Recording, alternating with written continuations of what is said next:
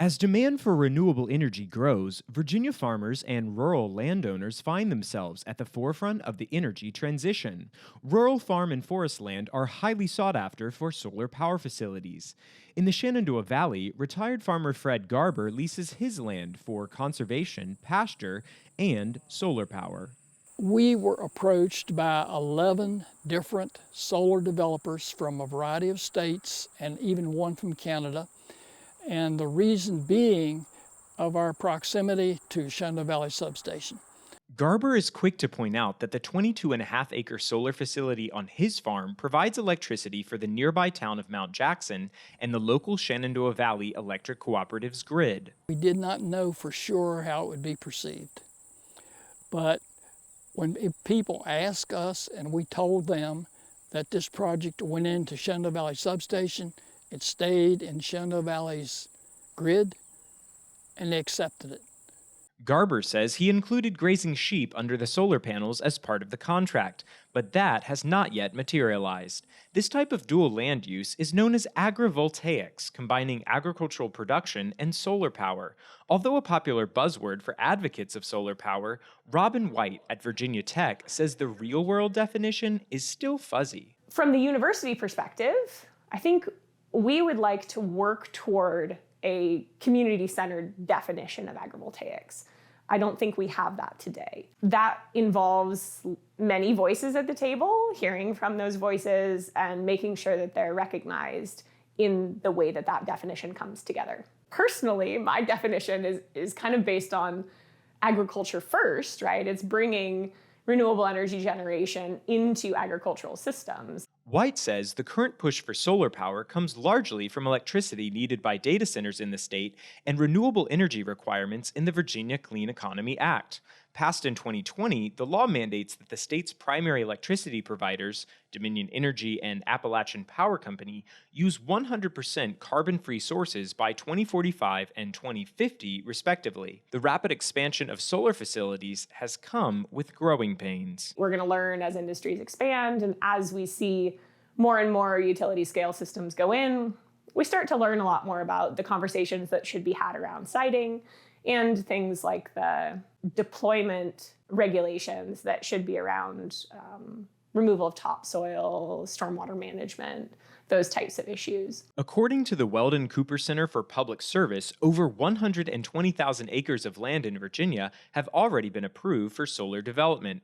Fred Garber was cautious about the installation of a solar project on his farm. In this county, the Board of Supervisors agreed to allow it with no ground disturbance stipulation, which is my own personal feeling is the way it should be. I don't want a bulldozer in here destroying my topsoil that I've worked for years and years and years to build. This meant the panels were installed following the natural contours of the land without grading. In southwestern Virginia, cattle and sheep producer Eric Crougy leased 154 acres of his farm to a solar developer. The land's southern exposure, proximity to a substation, and access to transmission lines made it well suited for solar development. Crougy asked not to appear on screen. I'd read some articles from the UK about putting sheep under panels, and I know that's become more popular in the last several years. So it was kind of like, to me, in the back of my mind, it was a win-win. But his agrovoltaic dream quickly turned into a nightmare. The individuals that did the grading were told, disregard the topsoil, push all the topsoil down into the hollow, and just keep pushing down, grading until you get it to the grade that you need it to be. As any construction project is done, you stockpile the topsoil on one side, grade down, then you put the topsoil back. They chose not to do that. And in doing that, they created a strip mine. That's all it is. It's a stripped piece of property that can't or won't grow grass. Although the original contract allowed for Crougy to graze sheep under the panels, the lease was sold and the new lessee has not allowed grazing. The sad part of it is that I'm leaving this to my grandchildren to deal with. And that was never the intent. This was the Eric Crougy retirement plan. And now it's become the Eric Crougy Nightmare. Rockbridge County farmer and former West Point engineering instructor Steve Hart has also encountered agrovoltaic challenges. I can tell you that I grazed my sheep for one season on the rural electric cooperative solar panels that are across the street from us. I'll never do it again. Panels are too low, I couldn't get my nets under them, the fences weren't good, my sheep kept getting out from under their fence. They kept opening the gates to get in, that was an issue for my fence. My dog had problems, I had to haul water every day. It wasn't worth the grass.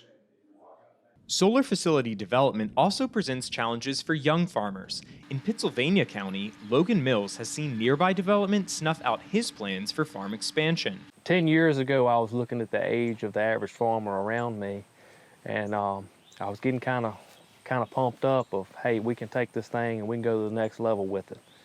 And solar has kind of put a hindrance on that, not necessarily in my neighborhood, but in surrounding communities, which has put more pressure on my community and people coming into my community because they're losing land.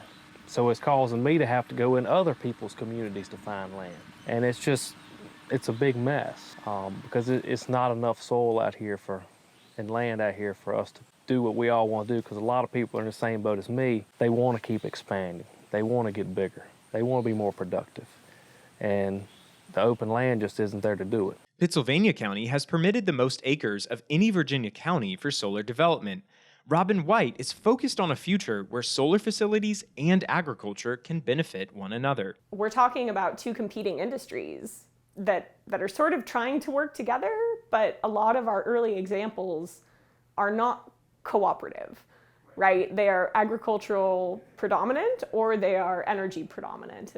And the ideal is working toward an industry that actually does have benefits for both parent industries. The path to reaching that ideal is full of potential and pitfalls, and landowners, local governments, and solar developers are learning as they go.